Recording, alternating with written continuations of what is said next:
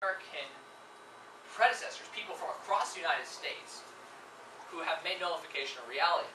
Yep. Now let's go over a few more of these issues.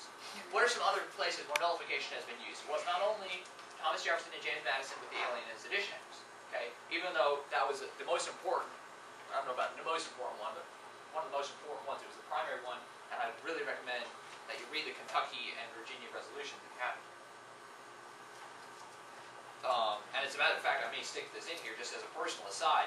The Kentucky and Virginia resolutions, I got them in a book one time, back when I was just getting involved, with this movement, way back. I was a little kid, just about, and I was probably about 11 or 12, got a book, and I read the Kentucky and Virginia resolutions, and I was floored at how prescient they were, and I was like, wow, we should be using this opinion. This is Thomas Jefferson. This is him writing about what we're facing today. Okay, so anyway, moving on though. Some other things where nullification has been used, some other issues. Of course, you've probably all heard of the South Carolina nullification of the Tariff of Abominations, right? 1832. And what do the history books say about that? Well, nullification failed, right? Andrew Jackson said he would send in federal troops if South Carolina didn't back down. Okay, but what happened? The tariff ended. Okay, there was a compromise that was reached, and the exorbitant rate that was discriminatory against the southern states was reduced, and there were other compromises that were included, and that would not have happened without South Carolina standing up and saying, we're nullifying this act, and we're not backing down. So no, South Carolina didn't, have a military confrontation with the federal government, but that does not mean that the federal government succeeded. Okay, the federal government was forced to back down, and so I believe that was a success. Okay, and that was how it was perceived in that day. Other places, nullification succeeded. The Fugitive Slave Act. Now, I know most of us here in this room, myself included, are Southern sympathizers. Nullification was also used in the North, though. And it was used against the Fugitive Slave Act. Now, the Fugitive Slave Act was a law that many people believed was not constitutional, and especially because of one provision, which essentially stated that if you were accused of being a former slave, that you could be taken back to the South to somebody who claimed to own you without a trial. So to me, that sounds kind of dangerous, and that's what they said. That's what the northern state says. This is a dangerous thing to say that anybody, if there's a person in the South, and you've got somebody in the North who they claim was their slave, that you can just deport them back to the South. That, because there were instances where there were free people, free men that were taken back to the South that hadn't ever been slaves, but they were taken back under that act. So that was a federal act. That was something that Wisconsin especially used this issue of nullification against. And the story of Wisconsin is interesting because, and I'm not going to go into the whole thing today, but there was a particular individual by the name of Joshua Glover.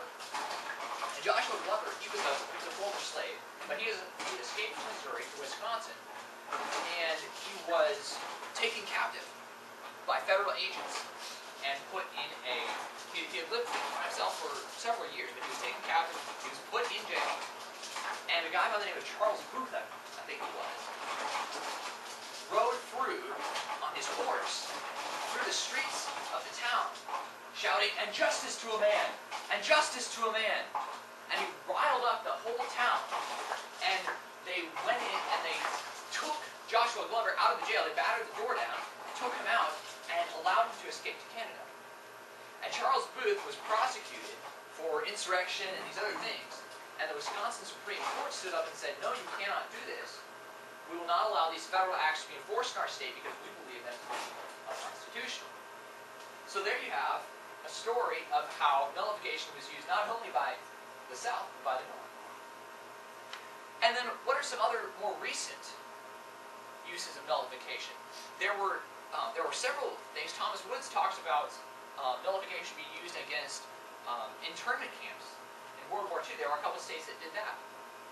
There were numerous incidents just throughout history, though. And one of the most important ones is actually very recent, in the nullification of the Real ID Act of 2005. And we had the privilege of being involved in that. Nelson helped us, go down. Aaron Bollinger was the champion of that work there. We were able to go down to Columbia several times, and the state legislature passed, and Governor Mark Sanford signed a bill declaring that South Carolina would not implement the Real ID Act. And there were numerous states that joined us. There were at least 17 states that stated, we will not implement it. Yeah. And so you know what's happened? Okay, again, nullification was not successful. Well, because why? Because there are some states that have implemented Real ID. But some aspects of it. But it was successful. But what is happening right now, we just got word that the federal government has once again moved up the deadline. So it was January 15th, 2013, but now it's, again, indefinitely extended. So they're just continuing to indefinitely extend the deadline. So for all practical purposes, nullification is a success. So I'm firmly convinced that ObamaCare can be nullified. We can resist it here in our state. And let me give you just a few, just a couple pointers in conclusion of how you can be involved. First thing you can do, join us at the rally and the press conference down in Columbia on Tuesday. We have a bus going. It's $30 a ticket if you get your ticket by tomorrow. Otherwise, it's $35, and that includes lunch. If you don't want lunch, it's $20, okay? But you can join us on the bus. It's leaving from the Regal Hollywood 20 Cinema, 8 a.m. sharp on Tuesday morning. What's some other things? Oh, and let me mention, the bill is being introduced by Representative Bill Chumley, and he's a really great guy, and we have to support him. We really need to get behind him. Call your representative and urge him, even if you're not able to go, please urge him either on Tuesday or before or after to say, get behind and co-sponsor Representative Bill Chumley's bill. Okay, and the bill number, you might want to write this down. Bill number is H3101. H3101.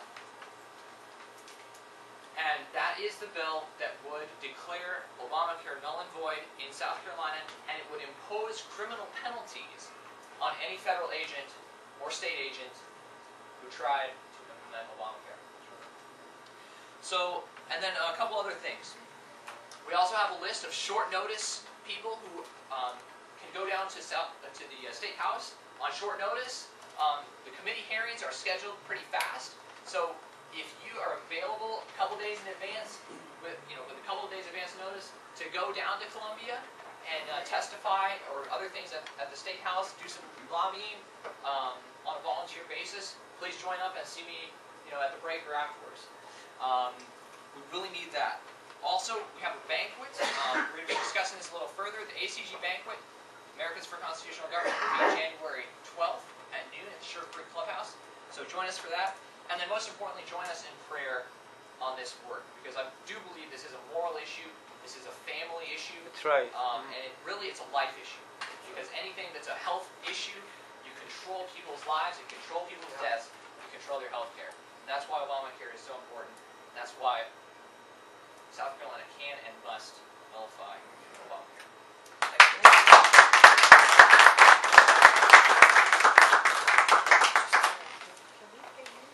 Thank you so much, Josiah. That was a wonderful presentation. I can tell that you worked hard putting that together, and we're very thankful for your valuable studies and your input. Josiah, you're also doing law school too, aren't you? What year are you in? Second year. I sat out for a little bit, but I'm starting back with second year. So Josiah's quite busy. He kind of makes me feel ashamed of what I'm not doing because he's so busy. But I do about burn the candle. Second year. Where at? It's Oak Brook College of Law. It's a distance learning course, so that enables me to have some flexibility. Otherwise, I wouldn't be able to do it. So, yeah.